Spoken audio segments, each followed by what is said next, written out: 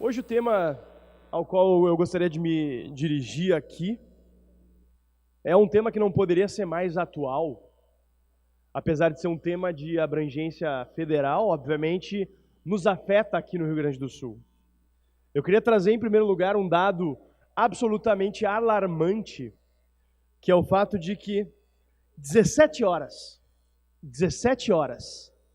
lembrem-se desse número, 17 horas é o tempo que a Previdência leva para consumir valor equivalente ao contingenciado pelo Ministério da Educação para as instituições de ensino superior.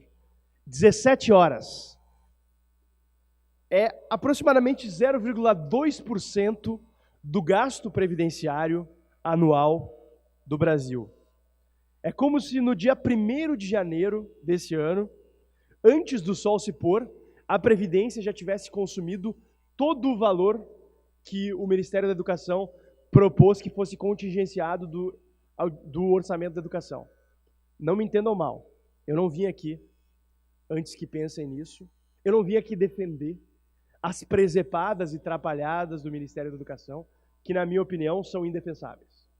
O que se está fazendo com a educação nesse país, deputado Issur, no âmbito federal em especial, mas isso também tem, obviamente, repercussões no âmbito estadual e no âmbito municipal, essa negligência com a educação, mas especificamente no âmbito federal, o que está fazendo é um crime contra o futuro desse país, e que merece ser criticado, e que merece que haja as devidas manifestações. Mas eu não posso deixar, como um cidadão que eu não estive presente nas manifestações, mas eu passei por elas, porque afinal trancaram o centro de Porto Alegre e a região da Cidade Baixa, inclusive impedindo muitos trabalhadores de chegarem às suas residências, estudantes de acessarem suas aulas, enfim. Eu acabei cruzando com as manifestações ontem pelas ruas de Porto Alegre e não posso deixar passar essa hipocrisia clara da conduta daqueles que protestam contra o contingenciamento de verbas para as instituições de ensino superior, ao mesmo tempo que são vozes ruidosas contra a reforma da Previdência, reforma essa absolutamente urgente, justa e necessária para o futuro do país. Reforma essa que, se não for realizada, não vai ter contingenciamento de verbas, não vai ter contenção de despesas, não vai ter dinheiro para pagar praticamente nada da educação, especialmente da educação superior, e acabou. Hoje, a sociedade política brasileira tem diante de si uma oportunidade de tomar uma decisão importante que vai pautar o seu futuro. A gente pode optar por ignorar a realidade, mas está cada vez mais claro que a gente não pode optar por ignorar os efeitos da realidade sobre nós. E, infelizmente, é isso que se tem tentado fazer no Brasil, se ignorar os efeitos da realidade. E por mais cruéis que sejam esses cortes, na prática eles são isso, efeitos de uma insistência histórica em evitar os efeitos da realidade sobre nós. Todos os governos da redemocratização tentaram reformar a Previdência.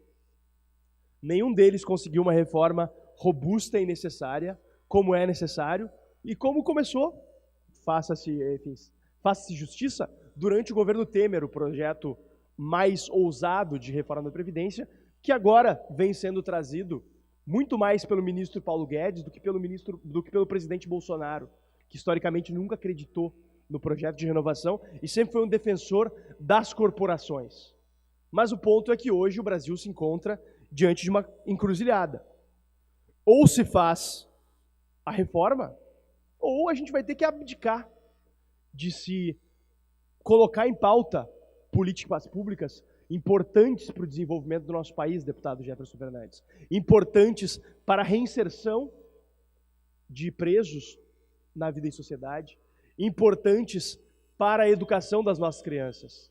Se não fizermos a reforma da Previdência, o governo vai se limitar a ser um pagador de aposentadorias. Eu não quero que se torne. Eu imagino que todos os deputados aqui tenham um sentimento convergente em relação a isso, e o que nos distancie seja uma discussão de método. Mas chamo a atenção para a necessidade de nos pautarmos por dados concretos e evidências concretas provenientes da realidade. Caso contrário, não poderemos nos excusar como vítimas das circunstâncias e teremos que assumir os rumos posteriores de um país descontrolado sob o aspecto fiscal e, obviamente, sob o aspecto social, econômico e político, que certamente virá da não aprovação de uma reforma da Previdência que vai deixar as contas públicas sem qualquer rumo, sem qualquer possibilidade de acerto. Muito obrigado.